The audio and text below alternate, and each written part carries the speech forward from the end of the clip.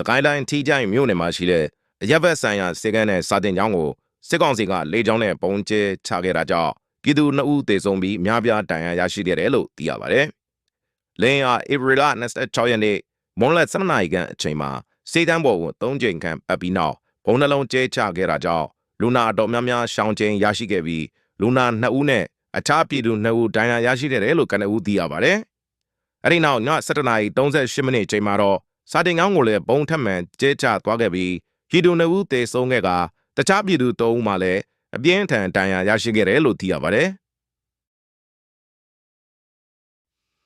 ဝထိန်ချုပ်ဒေတာအတွင်းဖမ်းဆီးရမိခဲ့တဲ့အွန်လိုင်းငွေလိမ်ကိုင်းတွေက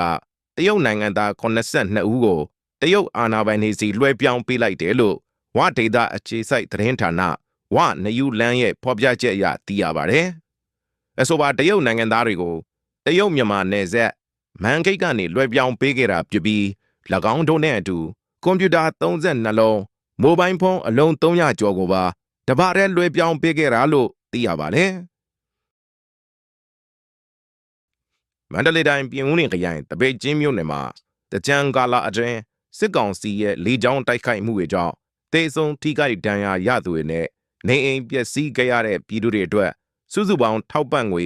ကျပ်သိန်းပေါင်း2355သိန်းအသုံးပြုခဲ့တယ်လို့တပိတ်ချင်းမြို့နယ်ပြည်သူ့ကာကွယ်ရေးအဖွဲ့ပကဖကသတင်းထုတ်ပြန်ပါတယ်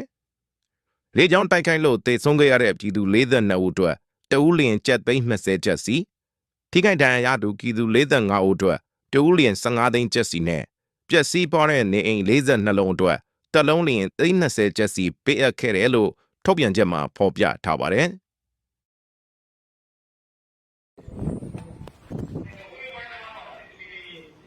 မန္တလေးမြို့အောင်ပင်လယ်ရပ်ကွက်103လမ်းနဲ့104လမ်းကြား55လမ်းပေါ်မှာဖွင့်ထားတဲ့စထရီဆိုင်တစ်ဆိုင်ကိုဧပြီလ28ရက်နေ့ကစကြောက်ကြားစစ်ယူနီဖောင်းဝတ်ဆင်ထားသူတွေအပါအဝင်လူ9ဦးကဓမြဝင်တိုက်သွားတယ်လို့သိရပါတယ်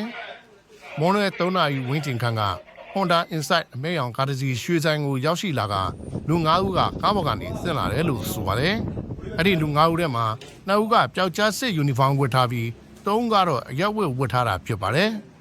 ဓမြတွေကသူတို့မှပါလာတဲ့တနက်နှစ်လက်ကိုပြကချင်းချောက်ပြီးဓမြတိုက်သွားခဲ့ကြောင်း CCTV မှတ်တမ်းအရသိရပါတယ်။ဓမြတိုက်ခံရတာကြောင့်ရွှေ23ကျပ်သားခံတဲ့ iPhone 11တလုံးယူဆောင်သွားခံရတယ်လို့စစ်ကောင်စီရဲ့မှတ်တမ်းအရသိရပါတယ်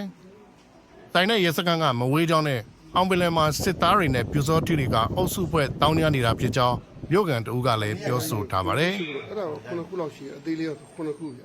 ။အသေးလေးဆိုပထမက9ခု။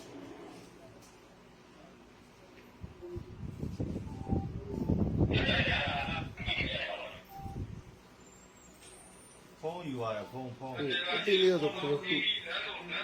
နောက်ယူတာ2ခု9ခုပြခုရေကုန်ဒီကောင် iPhone ကိုဒီထားကြည့်ပြီးယူပါဒီဖုန်းဖွင့်တဲ့ချိန်တော့ဘာဖြစ်မှာရတယ်